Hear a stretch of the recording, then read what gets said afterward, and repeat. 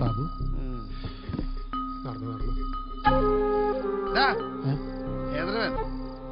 ഇവനാ കടയിലെ പുതിയ പണിക്കാരനാണ് കേട്ടാ പാവണിട്ട് ഇവൻ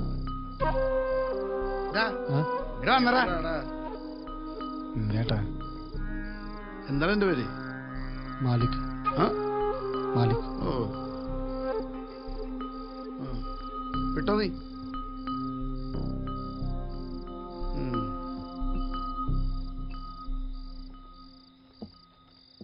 ഇവനാള് ശരിയില്ല.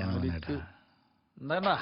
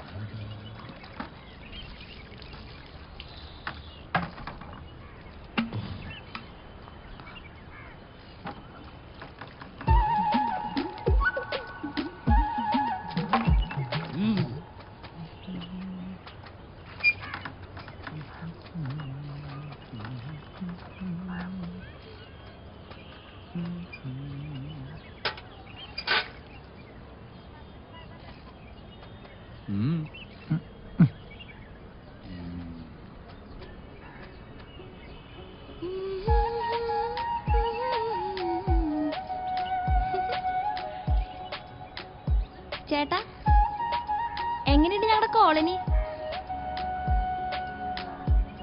ഇതെന്താ മിണ്ടില്ല സാധനം? പൊട്ടനാണ്.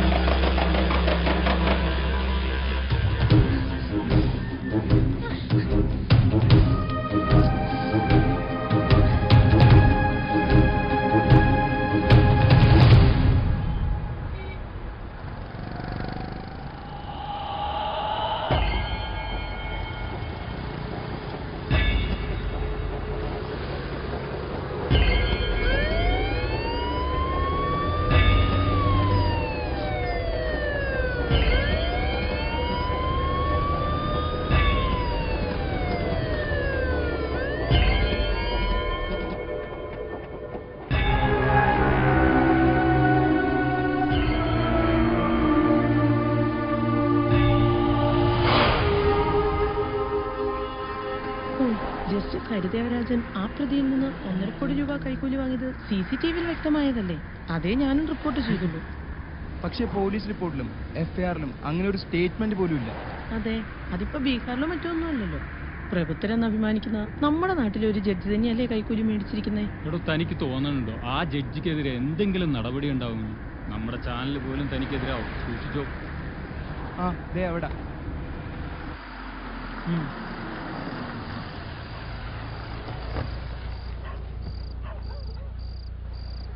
എന്നാ ശരി, കാണാം. Okay bye.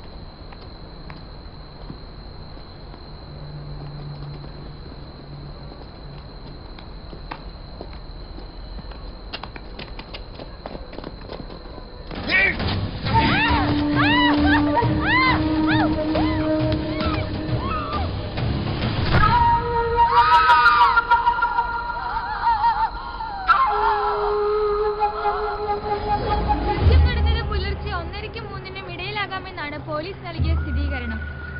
മരണപ്പെട്ടവരിൽ മാധ്യമപ്രവർത്തക കൂടിയായ ശില്പ ജോണിന്റെ ജഡം തിരിച്ചറിഞ്ഞിട്ടുണ്ട്. ഇവരെ കുറിച്ചോ കൃത്യം ചെയ്ത പ്രതികളെ കുറിച്ചോ പോലീസിന് യാതൊരു തുമ്പും ലഭിച്ചിട്ടില്ല എന്നാണ് അറിയാൻ കഴിയുന്നത്.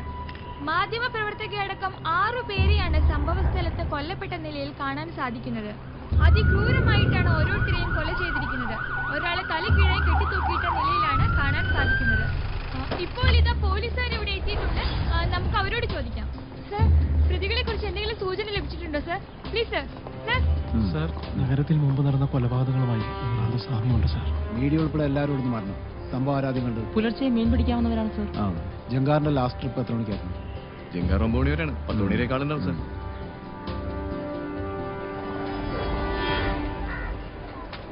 ജോർജേട്ടാ, നമ്മുടെ കേക്കയിലേക്കുള്ള സാധനം ഏതാ?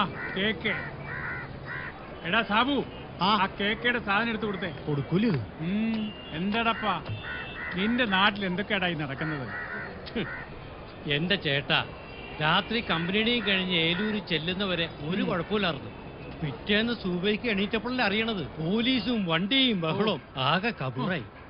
നമ്മുടെ നാടിന്റെ ഒരു പോക്കേ. ഒരു ദിവസം 4 എണ്ണത്തിനൊക്കെ അല്ലേ തീർക്കുന്നേ? പോലീസ് പരക്കം പാരുന്നുണ്ട്. എന്തൊക്കെയോ തുമ്പ് കിട്ടിയിട്ടുണ്ടെന്നാ പറയണത്. എന്തായാലും സർക്കാർ താഴെ വീഴാൻ സാധ്യതയുണ്ട്. എന്തിന്? ഈ ചത്തോമാരത്ര പുണ്യാളന്മാരൊന്നും അല്ലല്ലോ. പിന്നെ ചെയ്തത് എത്ര വലിയവന്മാരായാലും നമ്മുടെ പോലീസല്ലേ പൊക്കിയിരിക്കും.